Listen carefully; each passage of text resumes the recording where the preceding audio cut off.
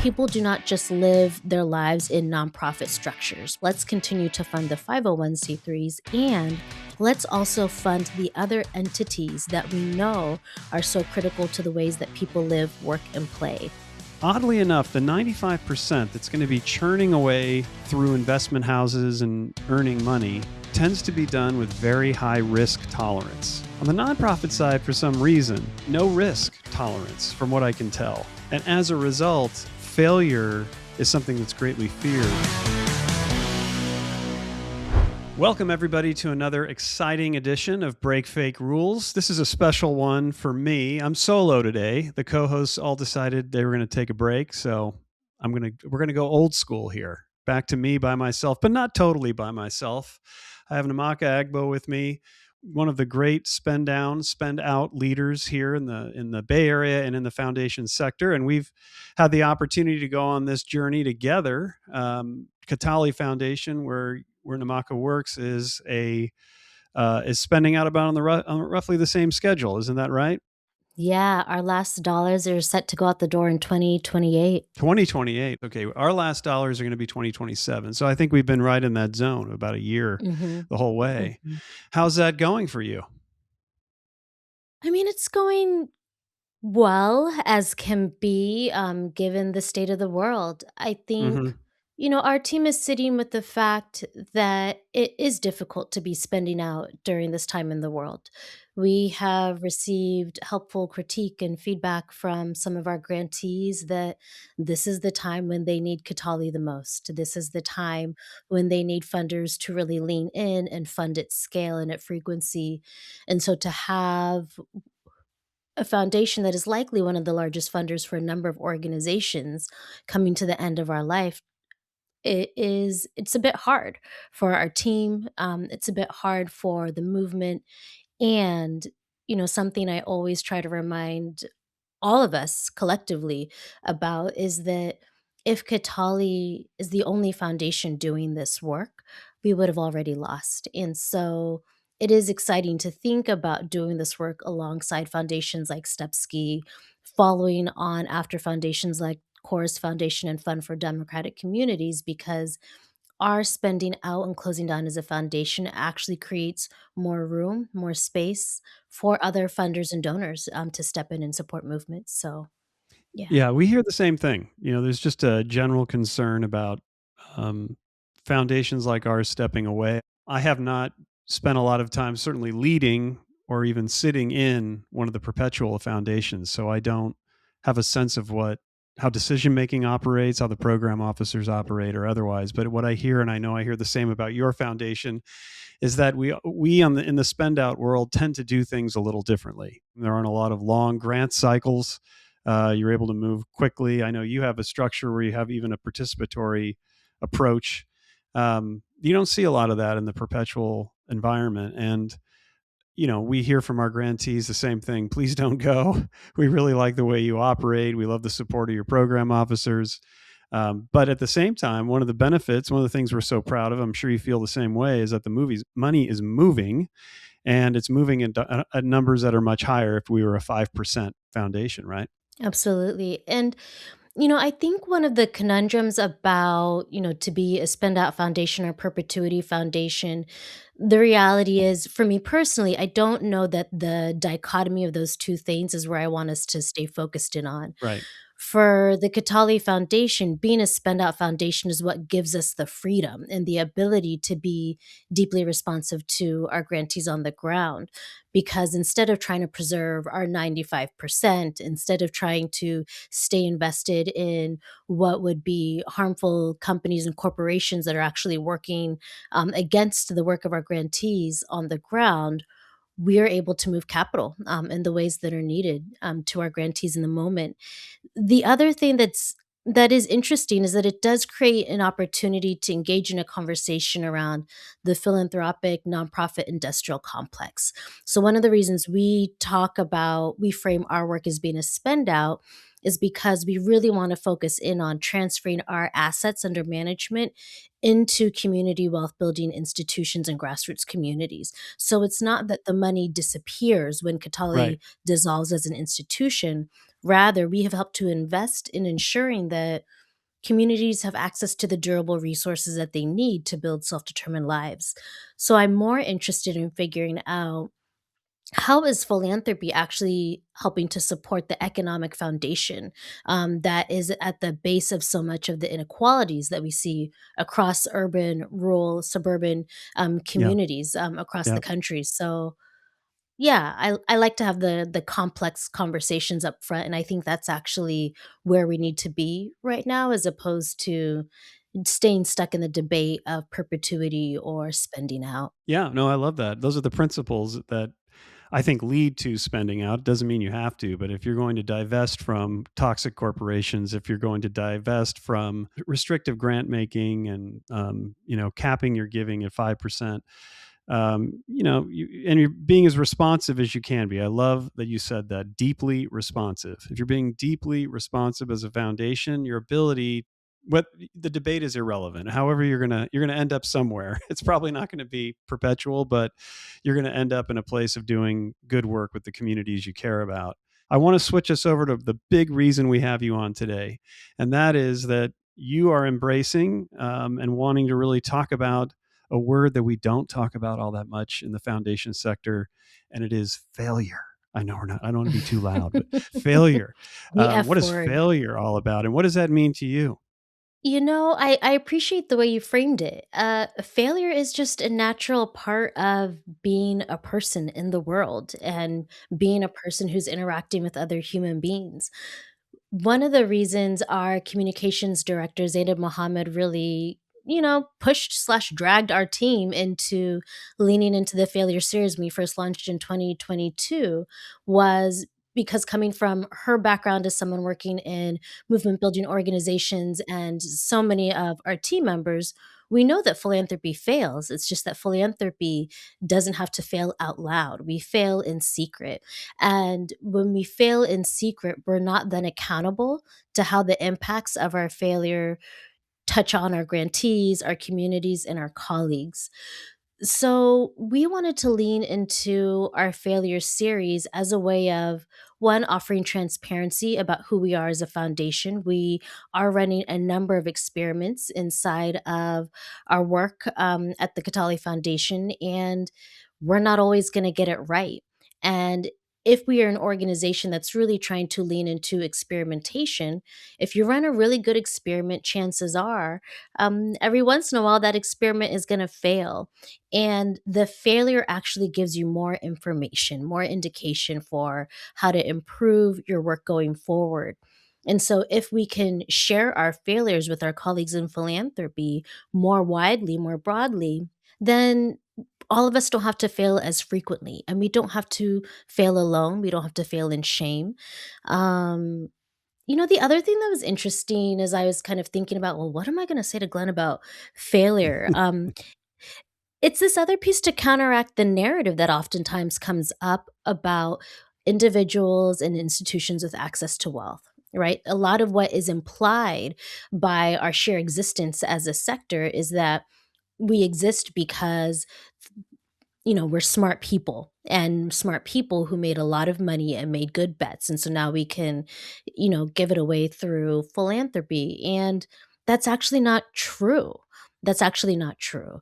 And the ability to really counteract a lot of the narratives that I think are harmful, in that they deny us our humanity, they deny us our ability to learn and evolve, is also why the series is really important to us and our team. You had also talked about relationships Hmm. early on when you're introing, and I found that in order to maintain authentic relationships, you need to be honest. You need to be honest with others, and that requires a level of humility and accountability. And it's inside of that honesty, inside of that repair, that you're actually able to strengthen relationships that can weather through hard political moments, such as the one we're in right now. So, for us, that is why it felt really important to lean into this invitation to think about failure and to think about it out loud, and then to be able to do it with our colleagues in philanthropy. So I'm excited to read your piece and see what you offer to the conversation. I think as we come to the end of our spend out with Kataly, and I'm curious how this lands for you, um, I've noted that there's a lot of language that follows our foundation around being the model, a model, and I'm really Mhm. resistant to that. I'm resistant to it because it puts us on a pedestal. Mhm. And in putting us on a pedestal, it sets Katali and our team apart from the rest of our colleagues in philanthropy. And it has almost this inverse way of dehumanizing us, as if, well, Katali can do it because they're magical and special. We're not magical and special. We are flawed people doing the best that we can. And rather than being on a pedestal, we would love to be on the field with everybody else, just doing our best. And so, if we can be honest about our failures, I hope that it gives the rest of our colleagues in philanthropy the ability to take a little bit more risks in their work, knowing that they'll be held and supported even inside of their failures. So yeah, I'm curious as you guys come to the end of your spend out, as a lot of people are talking about how Stupski Foundation has been moving and impacting the field, particularly in education, in California and Hawaii. How are you kind of navigating through the ups and downs of what it means to lead a spend out foundation and the failures that might come inside of that? Well, a little while ago, I put out a book called "Control: Why Big Giving Falls Short," and I really, in writing it, I did my best to be really vulnerable. There's a whole chapter that really is about, I'd say a moment when things really did. Um, I hate to use this phrase because it's not really what happened, but the closest to it is what people typically say breaks down. We kind of broke down in a way, like the machine stopped moving as we were making significant transitions in how we operated, what we saw as strategy. We completely changed our view on that. We did it in a way that we tried to protect grantees from getting lost in the mix. So the grantees hopefully didn't experience anything other than a change in how we would start showing up and the new grantees that we added to our portfolio. So from the community side, while we were going through this, operating system change, which came with some failure, there were people we lost along the way that I miss. There were tough conversations that happened. Um, and some board members, I think, in the end, left, and new ones we were able to bring on. We've tried to be very honest and very transparent as a foundation, and I appreciate what you're saying about not wanting to be held up on a pedestal. I don't know if anyone will ever hold me on a pedestal, but I do think that I hear what you're saying. That does put pressure, and in some way, it may even suggest some sort of perfectionism that has to come from what you're doing, and I think all of that can be very detrimental. You used a word that I think is really important, and that's risk. And so I wanted to talk with you about that because there is a strange dynamic when it comes to just even inside a foundation, right? Foundations typically invest money, and we talked about that earlier, typically in what I would say is usually harmful investments for the communities we support. And then we have a small amount of money, about 5%. This is on average, that goes out as grant. Oddly enough, the 95% that's going to be churning away through investment houses and earning money tends to be done with very high risk tolerance. There's a lot of willingness to move that money, to make more money, and um, it's not typically, having sat in the investment committee seat on occasion. I'm always surprised at the tolerance for risk. It's not seen as failure. If you made an investment and it didn't turn out like you wanted, then you say, well, let's look at another investment and how did that one turn out, and that one earned enough to make up for the other one. And there's just kind of this like easy flowing view on how investment is done on a for-profit side. On the nonprofit side, for some reason, which people have referred to grant dollars as more like risk capital. It's not risk capital. The expectation is if you move the money, you're moving it with absolute perfection, which leads to a great deal of restriction on grantees, lots of evaluation of grants, lots of so called learning, no risk tolerance, from what I can tell. And as a result, failure is something that's greatly feared in the sense that if your grants did not go as you, the foundation, intended, then you have to change it, or someone has to apologize for it, or something like that. It's just completely different on on the two sides of the house, if you will. So it's an odd flip, a juxtaposition that exists, and I think piled in there is a lot of fake rules. I think I even threw a few out on the table just now. That's how I look at it. Do you relate to anything I'm saying there? Oh, I relate to all of it. I think it is a really unfortunate dynamic in our field, and part of what I try to invite people to think about when we're looking at lowering the firewall between the investment side of philanthropy and the grant making side of the philanthropy is, if we were to look at Silicon Valley, just like an hour and a half south of us, we would see that, when you're doing venture capital investments, you are putting tens of millions, if not hundreds of millions, and maybe a portfolio of 10 different projects, knowing that maybe one will be successful and the others will quote unquote fail. And that is seen as a good bet. Um, but we don't actually afford the communities that we do grant making to the same flexibility, the same opportunity to innovate and learn. And, I just want to be honest about it. I think there's a lot of structural racism rooted in that, Yeah, particularly I when agree. these are grants Yeah. going to Black and Brown communities. And there's a way that philanthropy wants to kind of make, I hate this framing and I'll tell you more about it why, but make a big bet by investing or supporting a Black led organization or a Brown led organization. And part of what comes from that is the desire to want to tokenize them, Right. the desire to want to pedestal them and trot them out as, well, this is a community leader, this is an organization that has figured it out. And what's really challenging about the frame of doing a big bet in communities is that, one, and not to shame anybody, I love my time in Vegas. I love to sit at a roulette table. Well, I did before the little one. But there's something to be said about not actually having to put any skin in the game, Hmm. right? You are putting a bet on this other community, this other organization, and you just want to see how they do. And when you engage with them like that, you actually divorce yourself out of the shared solidarity of what that community is going through. You also end up dehumanizing them as if they were a bet, right? As if they were some tokens to put on a red 12 at the roulette table. And Yeah.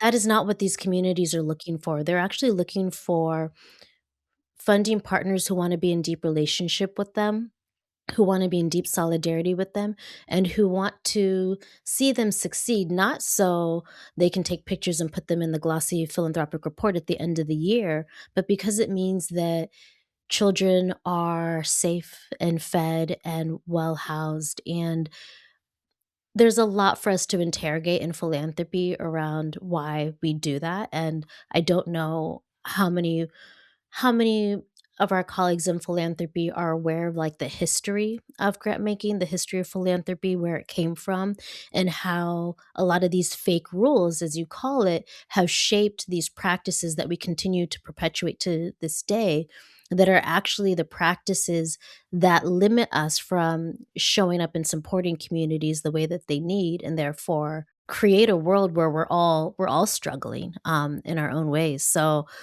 yeah, let's drop the firewall. Let's, like, actually put an axe in that fake rule, and be done with it and give communities the opportunity to innovate and experiment. We're not going to change the problems of the world in a 3 or even a 5-year grant cycle. It's a generational investment. And so organizations, communities deserve to have access to the capital that they need to continue to iterate, to learn, to innovate on their campaigns, on their organizing strategies, on their projects until they're able to get to something that gives them the level of justice and equity and liberation they're seeking. So maybe I can put you on the spot. Is there a failure you'd like to share as a way Uh-oh. of kind of opening up this for the listeners here? I mean, many of whom are foundation leaders. They listen to this show and they're definitely going to run to it when they see your name on it. So What would you like to share with the folks listening in today? The fake rule I'd like to break, and I'm gonna cheat, Glenn. I'm gonna say all of them, every single one of them. And I was thinking about, what I talk about breaking the fake rule of scale and replicability.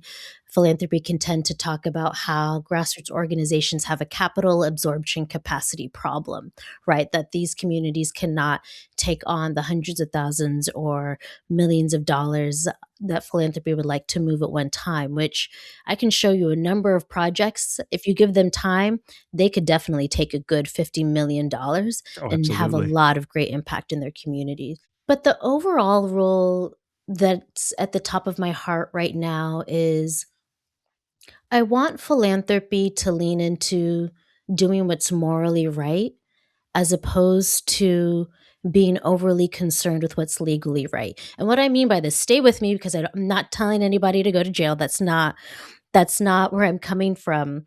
But what I am trying to say is that we are living in a political moment of resurging fascism and intensity racism and systemic oppression.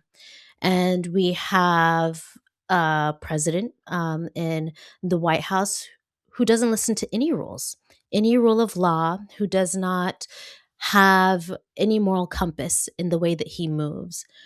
And so, what this means is that we need to be more creative in figuring out how we move capital to the organizations and communities that need it the most.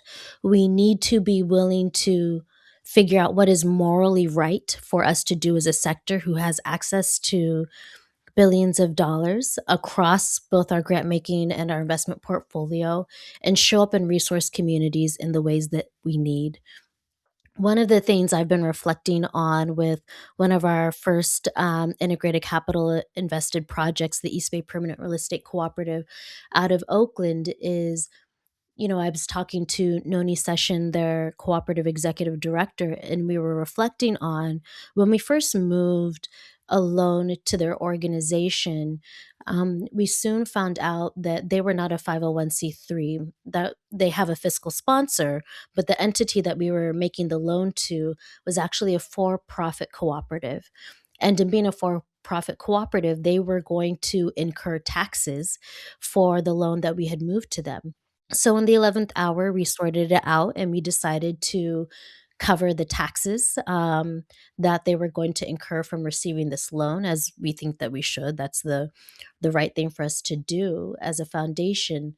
But in reflecting on it some years later, I'm like, oh yeah, we actually decided to push up against the fake rule of only supporting 501c3 organizations and recognizing that people do not just live their lives in nonprofit structures. People live at Right. the intersection of a number of different Yep. legal entity structures. And so being able to support a for-profit cooperative has provided them with not only the capital support that they needed to acquire buildings, residential buildings for permanently affordable housing, but it also provides them a level of political cover in a moment when 501c3 organizations are under attack. So these are the moments when philanthropy could start being a bit more creative around, yes, let's continue to fund the 501c3s and let's also fund the other entities that we know are so critical to the ways that people live, work, and play. And if that means being prepared to cover the tax liability that might fall along when granting or investing into a mission driven for profit entity, so be it. Or if it means being able to build out the administrative support to do expenditure reporting and responsibility, so be it. Because those creative mechanisms are actually the ways that we're able to ensure that the wins that many of the grassroots groups are contesting for are able to be defended and not come under attack through a political party that is doing everything in its means to really undermine those of us that are committed to justice and deep inclusion for everybody. So, yeah, my break fake rule, break all of them, but if you can only break one, definitely Definitely be more creative and fund beyond the 501c3 nonprofit structure. Yeah, you really are getting into some really, really interesting topics. And thank you for doing this failure series.